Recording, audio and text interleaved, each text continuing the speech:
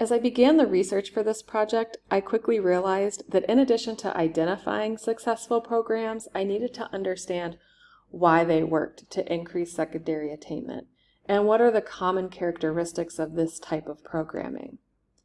So I turned to the National Dropout Prevention Center and the work of Drs. Smink and Shargles as a basis for this understanding. I also explored other resources that gave an international context, such as UNICEF's series on improving education participation. This video will explain how to navigate the presentation that you'll find attached to the site and explain what are the characteristics of effective secondary retention improvement or dropout prevention programs. As a reference, you see here in the center the 15 research-based strategies that are grouped into 4 different categories.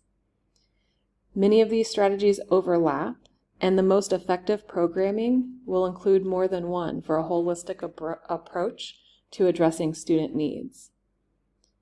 However, as I conducted interviews, the secondary teachers in Delhi did identify particular initiatives, and those initiatives have primary strategies that are identified here as in bold.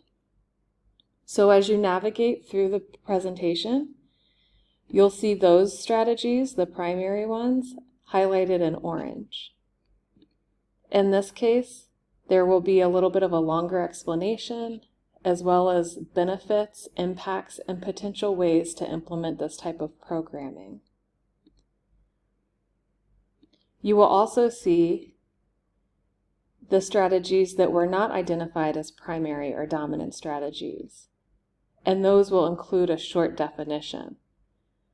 If you're interested in looking more closely at these 15 strategies, you can check out the Resources tab. That also includes some of the contextual information that I used. And the National Dropout Prevention Center is linked here as well. Happy exploring!